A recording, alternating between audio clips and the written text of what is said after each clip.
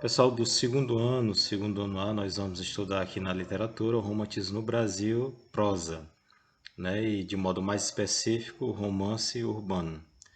Vocês se lembram muito bem que na literatura nós já estudamos aí o romantismo na parte da poesia, aqui no Brasil, né?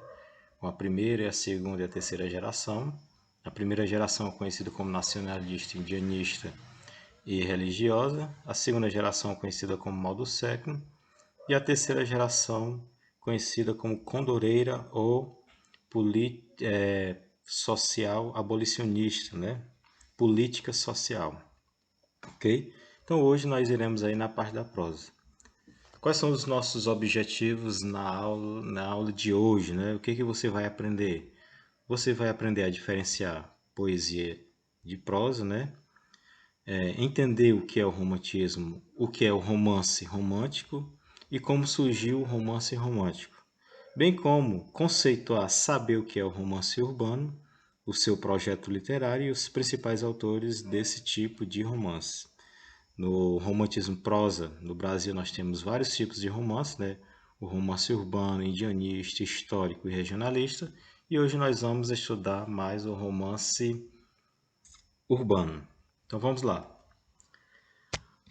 Nós vamos aqui fazer a diferença entre prosa e verso. Por que é importante nós retomarmos isso daqui? Inclusive, eu já havia até falado uma vez para vocês e é importante nós retomar isso daqui.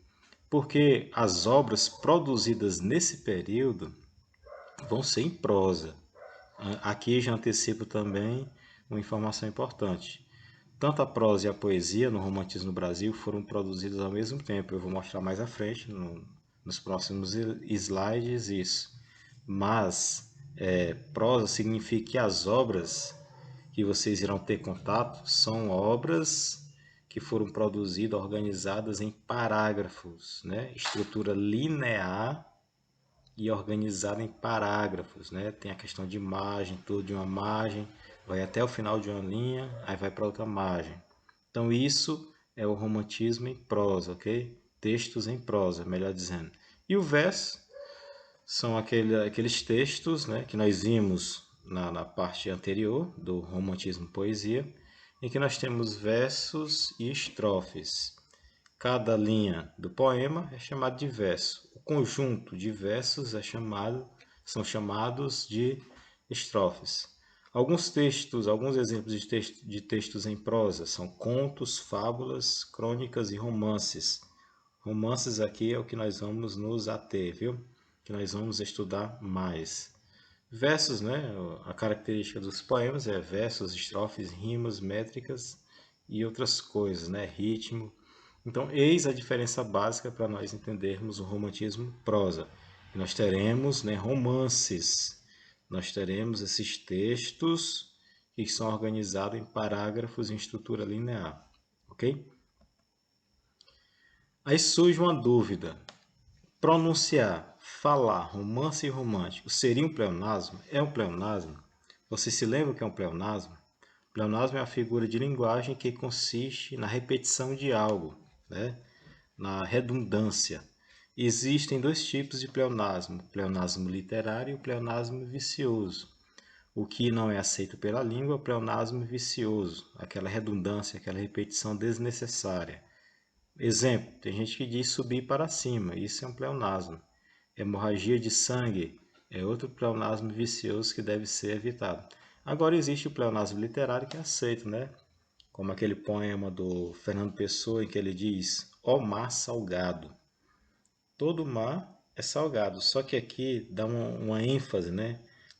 Do ponto de vista da literatura, foi bem colocado para enfatizar uma determinada ideia.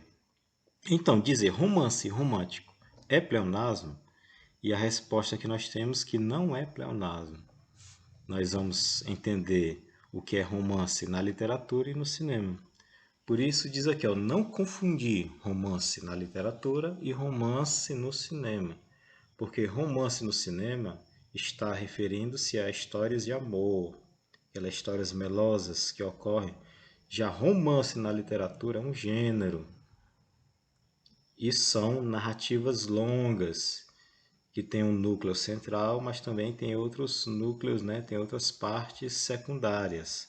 Tem vários personagens, tem um tempo, espaço. Então isso é romance na literatura. E é o que nós iremos ver aqui. Então dizer romance romântico não é pleonasmo. Vamos dizer aqui, ó, romance romântico não é pleonasmo. Trata-se de uma narrativa longa, produzida no romantismo com as características desse período. Então, quando eu falo romance romântico, eu estou me referindo a uma história longa, né? Uma narrativa longa, com vários personagens, com um núcleo central, mas que tem as partes secundárias, e que são livros produzidos no período do romantismo, levando em consideração as características dele, ok? Você se lembra das características? Idealização absoluta, realidade subjetiva, individualismo. Tudo isso são algumas características, né, que nós já estudamos. Então, nós teremos essas narrativas que terão algumas dessas características, né? Idealização da mulher, do amor, o herói perfeito.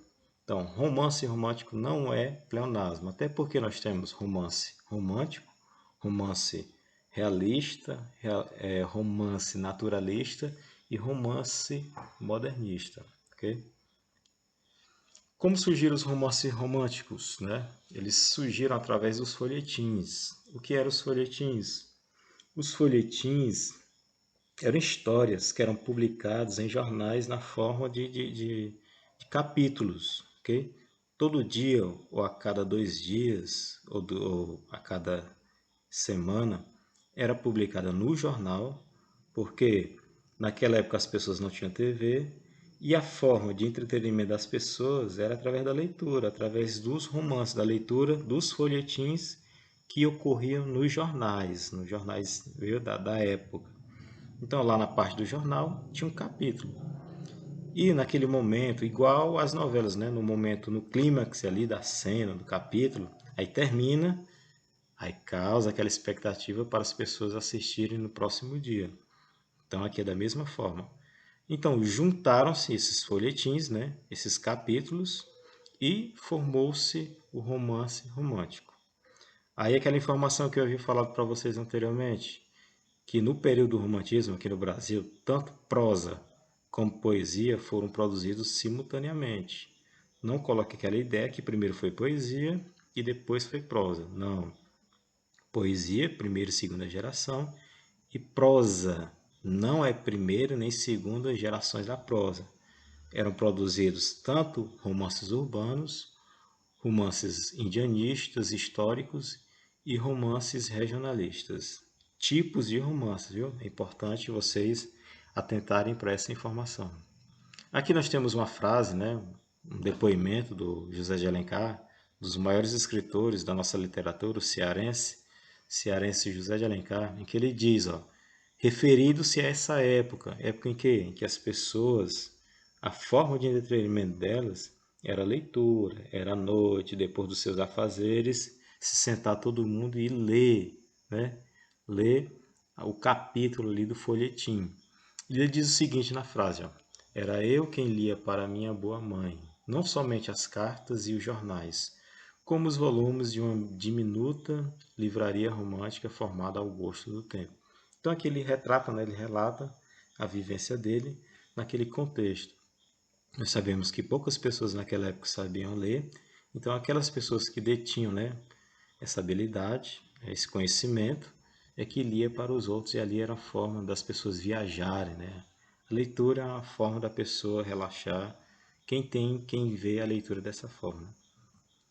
Então, o que é o romance romântico? Nós vamos aí conceituar, ou melhor dizendo, romance urbano, desculpa. O romance urbano é nada mais, nada menos do que o retrato dos costumes da sociedade carioca do século XIX. Então, os romances que vocês irão ler estão inseridos aqui, né? Eles retratam a sociedade daquela época, do século XIX, os costumes. Por isso que o romance urbano também é chamado de romance de costumes, porque retrata a vida em sociedade daquelas pessoas, né?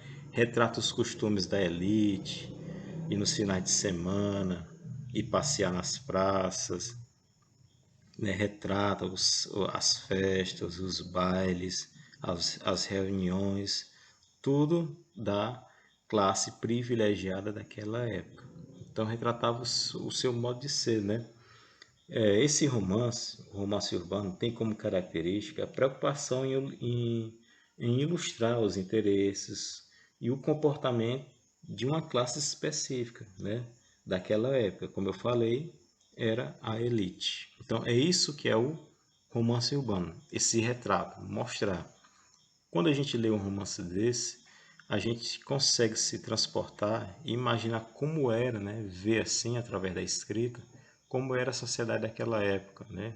O que eles consideravam de moderno, como é que era a estrutura familiar, como era a figura da mulher, a figura do homem, quem é que comandava a sociedade, quem é que roubava, quem é que fazia, quem cometia os furtos, né?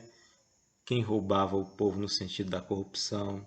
Então retrata toda aquela sociedade, mostra como era composta a sociedade, as funções de cada pessoa na sociedade. Então é um romance muito interessante de se ler.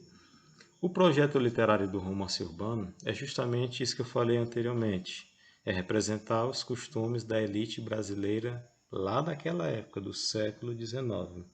E uma coisa interessante é que o romance urbano ele tem uma estrutura típica, que apresenta o quê? Um herói e uma heroína.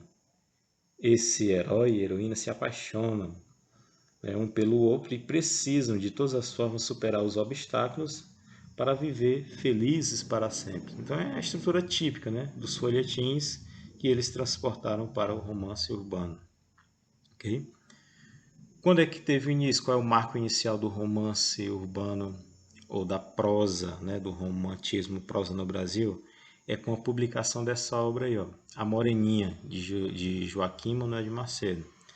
Apesar dela não ser a primeira obra romântica, né, o primeiro romance romântico. O primeiro romance no Brasil é O Filho do Pescador, de Teixeira e Souza. Mas o motivo dela ser considerada um marco inicial é porque ela foi o primeiro romance de sucesso. Então é por isso que A Moreninha, do Joaquim Manuel de Macedo, é considerada a obra que dá início, porque é o primeiro romance de sucesso e ganhou, né, grande destaque, mais do que o romance do Teixeira e Souza. E nós temos aí os principais autores, né?